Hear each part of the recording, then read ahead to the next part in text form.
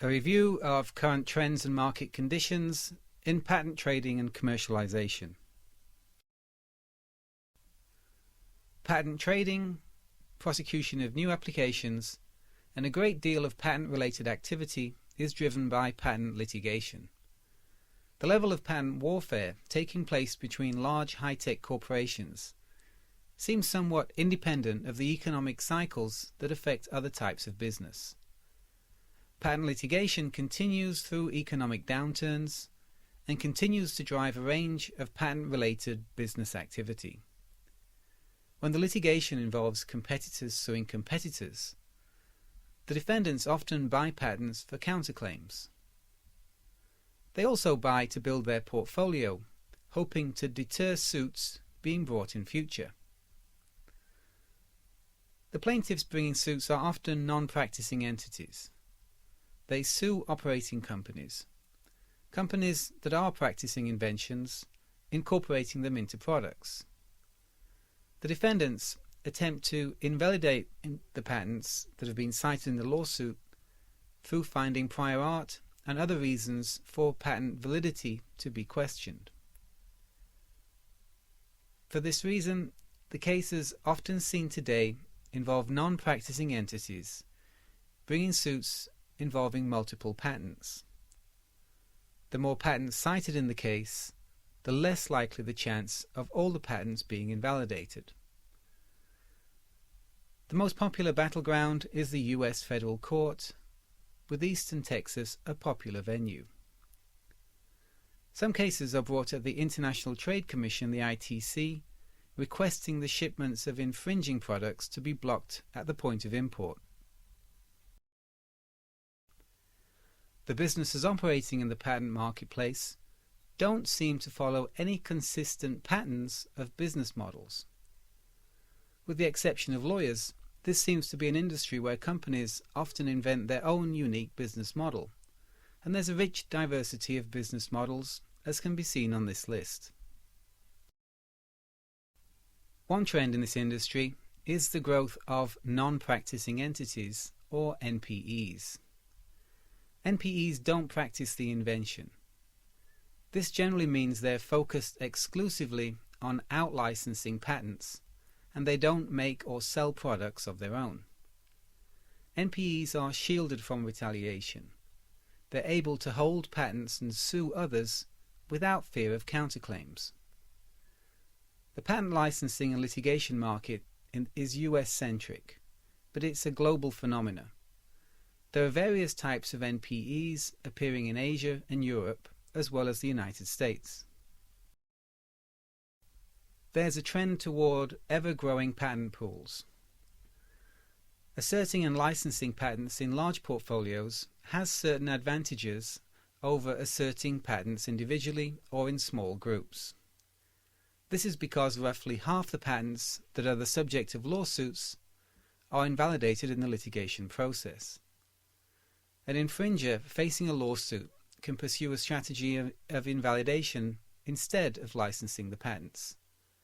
This involves presenting prior art and other evidence to the Patent Office and the courts.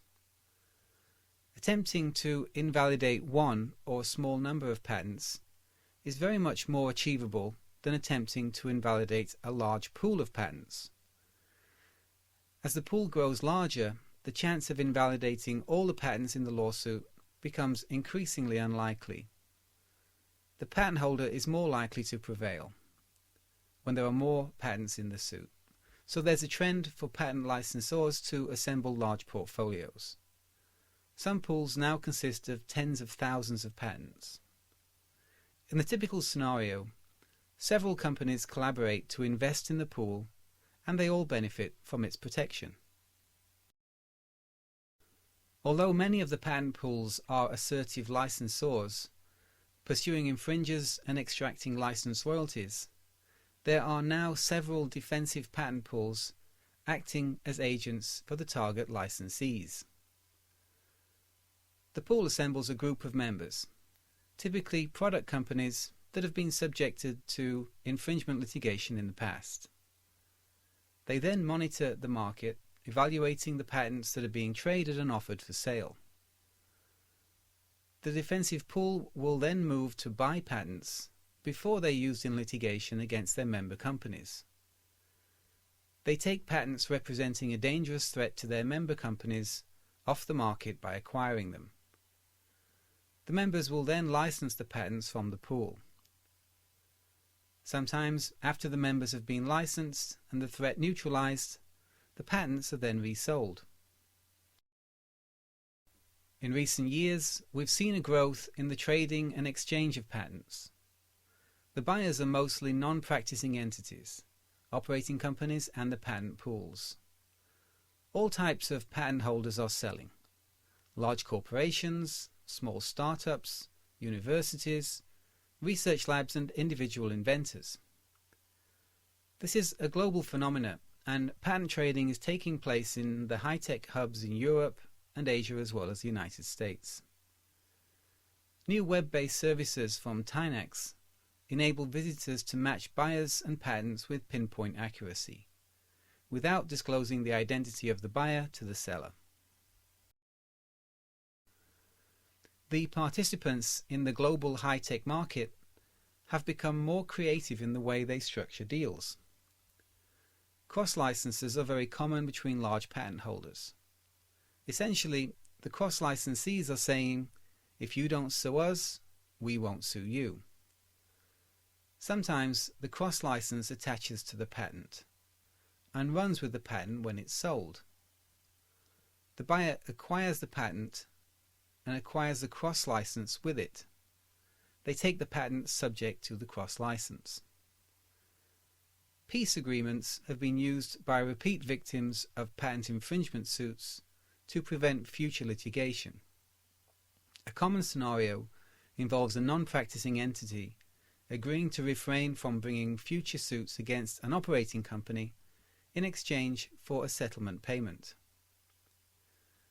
Members of patent pools have essentially acquired options to borrow patents from the pool for use in counterclaims. As the patents are acquired and held in LLC business structures, the transfer from the pool to the member is relatively simple. The ownership of the patent can be transferred by simply changing the ownership of the LLC. The high-tech boom in Asia is having an impact on the patent market, as it is on many different types of business.